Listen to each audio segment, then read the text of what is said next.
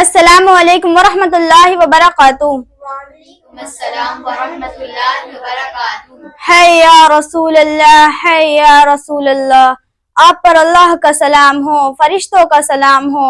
آج آپ کے حسین کی بغات ہے، انوکھی بغات ہے، نیزوں پہ چڑھ گئے۔ آج آپ نے سرخ جوڑا پہنا ہوا ہے، اپنے خون کے دھاگوں کا جوڑا پہنا ہوا ہے، اپنی بوٹیوں کا صحرا باندھا ہوا ہے۔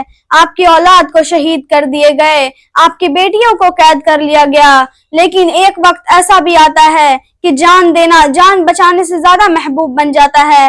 تو آپ نے کہا کہ مجھے ایک رات کی مہلت دے دو۔ جمعرات کا دن تھا تو آپ سوچے کہ کل یہ صلح کی بات کریں گے۔ وہ اپنے خیمے کی باہر بیٹھے ہوئے تھے تو ان کی آنکھ لگ گئی۔ جب ان کی آنکھ کھلی تو وہ ہنسنے لگے۔ تو زینب نے کہا کہ بھائی یہ کوئی ہنسنے کی وقت ہے، آپ ہنس کیوں رہے ہیں؟ تو انہوں نے کہا کہ بہن میں ہنس اس لیے رہا ہوں کیونکہ میرے خواب میں نبی آئے تھے اور وہ کہہ رہے تھے کہ میں تمہیں لینے کے لیے آیا ہوا ہوں۔ ان کو لینے کے لیے نبی آئے ہوئے ہیں، فرشتوں کے ساتھ، صحابہ کے ساتھ آ کے ان کا استقبال کر رہے ہیں۔ وہ اپنے ساتھیوں سے کہنے لگے کہ میں تمہیں حکم دیتا ہوں کہ تم رات کے اندھیرے میں یہاں سے چلے جاؤ، میں اکیلا ہی اللہ کی بارگاہ میں حاضر ہو جاؤں گا۔ تو ان کے ساتھیوں نے کہا کہ میرا جینا بھی آل رسول اور میرا مرنا بھی آل رسول، حسین آپ کے بغیر ہماری بھی کوئی زندگی نہیں۔ وہاں پہ ایک شخص کھڑا تھا، وہ بھی کہنے لگا حسین میرے پاس ایک زندگی ہے جو میں آپ پر قربان کر دوں گا، اگر میرے پاس 1000 زندگی بھی ہوتی نا تو میں آپ کو اوپر قربان کرتا چلا جاتا۔ انہوں نے پوری رات جاگ کر گزاری، نفلوں میں، دعاؤں میں، رونے دھونے میں۔ صبح ہوئی، وہ لوگ 72 لوگ تھے، 42 گھوڑے پہ سوار تھے اور 30 پیدل تھے۔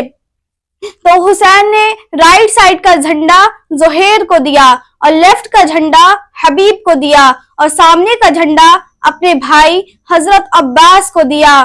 اور اس کے بعد وہ شمر سے کہنے لگے کہ تم مجھے کس جرم میں قتل کر رہے ہو؟ میں نے آج تک کسی بے گناہ کو قتل نہیں کیا، تم مجھے قتل کر کیوں رہے ہو؟ سچ کہا اللہ اور اس کے رسول نے، میرے نبی فرما رہے تھے کہ میں ایک کتا دیکھ رہا ہوں جو کالا اور چٹا ہے اور وہ میری اولاد کا خون چاٹ رہا ہے۔ میرے نبی نے کہا یہ وہی کتا ہے جو میری اولاد کا خون چاٹے گا۔ تو شمر نے کہا میں نے تمہیں قتل کرنا ہے۔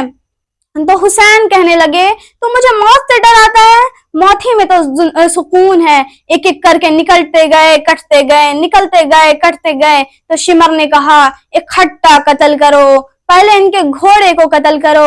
ان کے سارے گھوڑے کو قتل کر دیے گئے، سب پیدل ہو گئے، گرتے گئے کٹتے گئے، گرتے گئے کٹتے گئے۔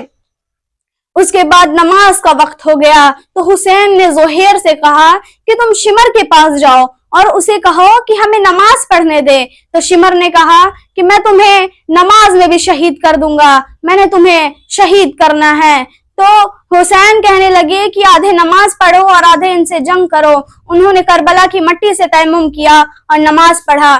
نماز مکمل ہونے کے بعد ان کے سارے ساتھیوں کو شہید کر دیا گیا۔ اس کے بعد علی اکبر آئے اور کہنے لگے ابا جان میں آپ کو شہید ہوتے ہوئے نہیں دیکھ سکتا، آپ سے پہلے میں ہی شہید ہو جاتا ہوں۔ تو وہ بھی شہید ہو گئے۔